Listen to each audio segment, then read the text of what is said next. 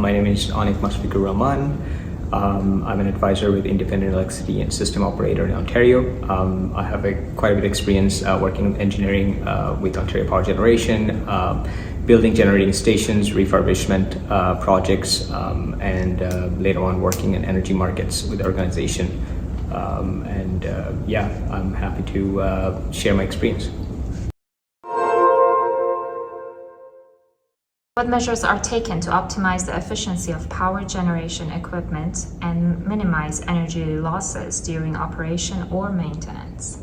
Yeah, so actually during the maintenance, the main issue is when a particular generator is producing power, whenever there's a maintenance or outage operation, we are not generating, right? Because it's downtime, we're not generating any power. It's always efficient to be able to schedule these outages in an efficient and optimized manner. That reduces the risk in terms of responding to the load. So you want to schedule during times when you predict there will be less market demand for electricity.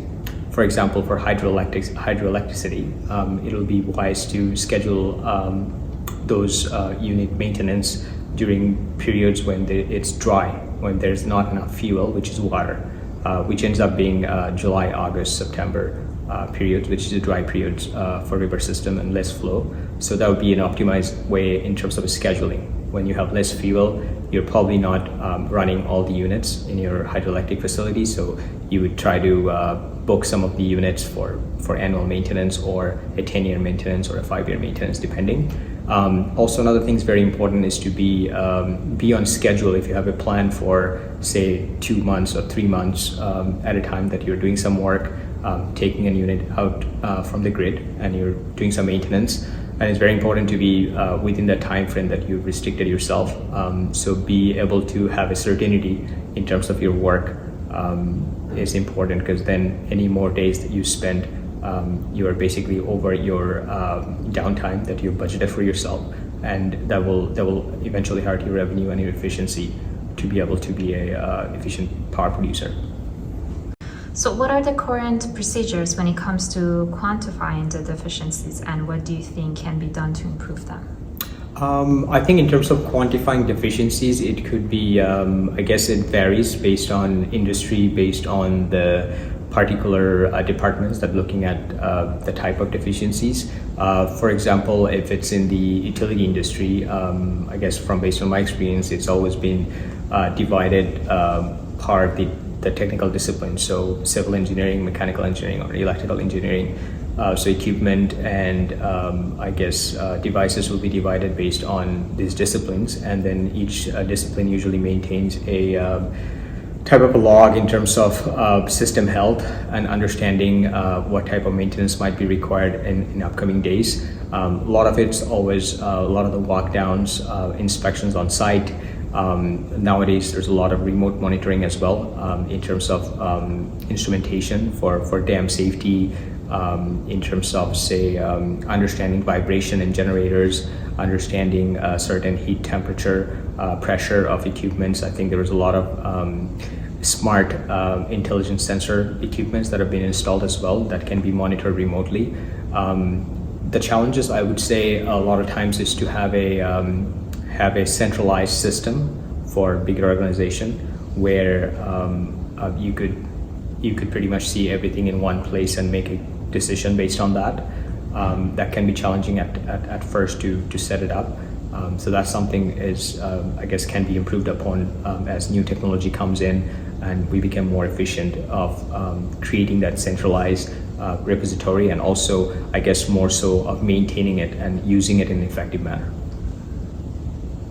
When it comes to site assessment and planning, what are the current procedures and what do you think can be used to improve them? In terms of assessment, a lot of times from an engineering perspective, it always starts with planning and doing a lot of homework and pre-study, which can be going through records, going through drawings, going through previous maintenance and inspection documents, procedure, also reviewing some of the literature in terms of what has been happening in recent years and what are the trends. So getting all this understanding sets you in terms of what you need to look when you go on the site, and what should be the approach. So it kind of gives you a framework in terms of how you're going to perceive this problem, because each problem is different. So as a new project comes in, as a new program comes in, technical teams obviously does a lot of homework in the back end to understand what this problem really is, and to get a good understanding and a good definition of the problem is important at the very beginning.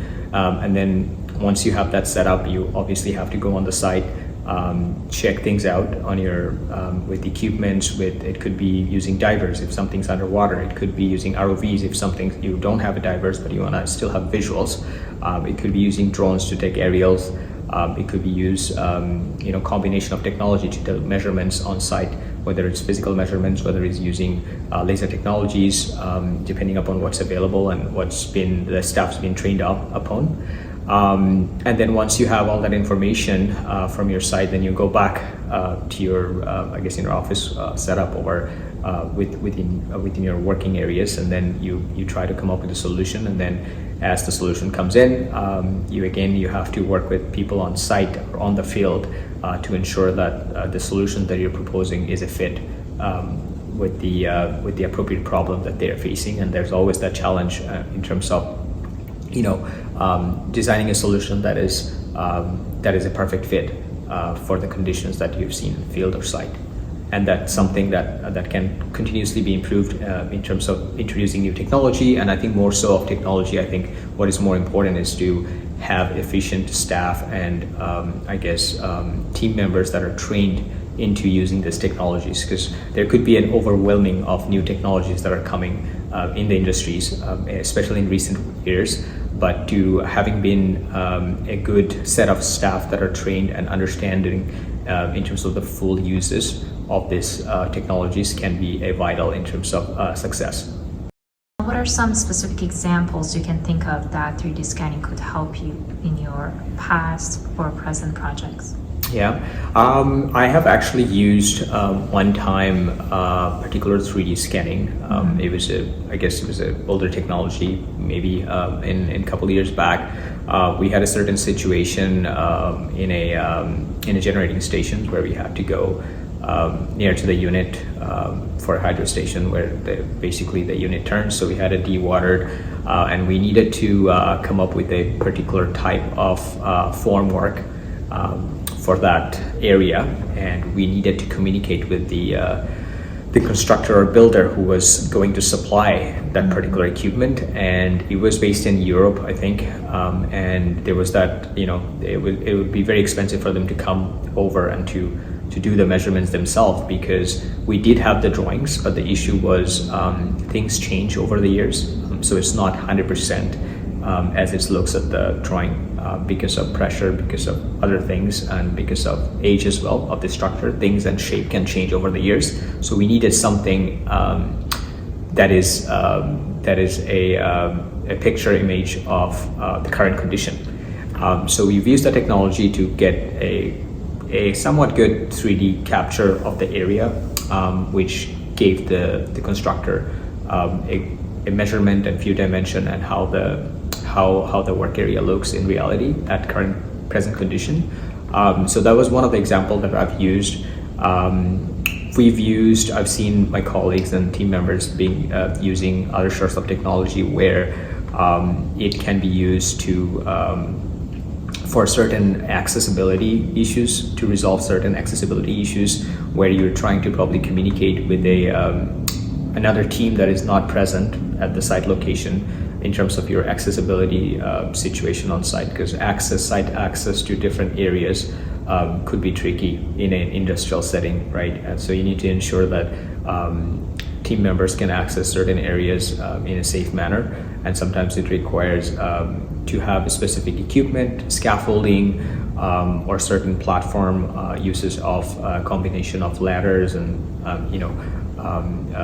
fall protection equipment. So you need to communicate that to the team, and in terms of that communication, I guess if it's not 3D, it is 2D. So it's mostly videos, it's mostly photos, it's mostly a combination of measurements. So if everything can be done in a 3D model setup, that can definitely make it effective, because there's a lot of times there could be a miscommunication or a communication gap between what the client is asking for and what the designers are working on. So that gap can exist if it is not being communicated well, and I think 3D tech or some advanced technology can help in terms of reducing the gap and bringing the designers and the client at the same page.